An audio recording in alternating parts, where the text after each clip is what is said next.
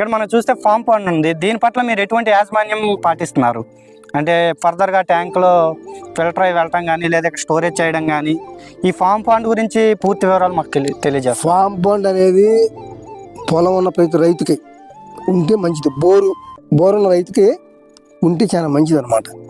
ఎందుకంటే బోర్లు అనేది భూగర్భ జలం కింద నుంచి సౌడుతో వస్తుంటుంది. నీళ్లు వచ్చినప్పుడు ఆ సౌడ్ని మనం చేలోకి తీసపై పారగట్టినా, డిప్పు కొదిలినా చేలోకి సౌడు వెళ్ళిపోద్ది. దానివల్ల మనం ఒక 10 సంవత్సరాల తర్వాత సౌడు చేను చేసుకోవాల్సి వద్దు మన చేతులారా. అందువల్ల ఆలోచించి ఈ గుంత తీపిచ్చి ఫామ్ పండు అందులో నీళ్ళు స్టోర్ చేస్తే ఆ నీళ్ళలో ఉన్న సౌడు కిందకి ఇంకుద్ది. నేను సంవత్సరానికి 2 టక్కులు తెస్తున్నా. దాంట్లో నుంచి సంవత్సరానికి 2 టక్కులు సౌడు మట్టి బావిలో నుంచి తీసి బయట వేస్తున్నా. అప్పుడు మన 10 సంవత్సరాల పాటు ఆపకుండా పొలానికి కానీ డైరెక్ట్గా కానీ పంపితే పొలాలు ఏమొచ్చి చూడండి, పనికిరావు, పైరు కావు. ఇంకా పైరు సౌడు చేలో మనం పైరు వేస్తే అవుద్దా? కాదు కదా, అది కూడా అలా అయిపోద్ది.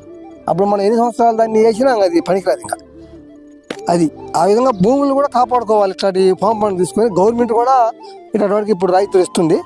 వాళ్ళు సొంతంగా చేసుకోలేకపోయినా తీసుకొని ఫామ్ పండుకి ఇస్తుంది. బాగానే చేసుకుంటే మంచిది. ప్రతి రైతులు అది చేసుకుంటే మంచిదని నేను చెబుతున్నాను.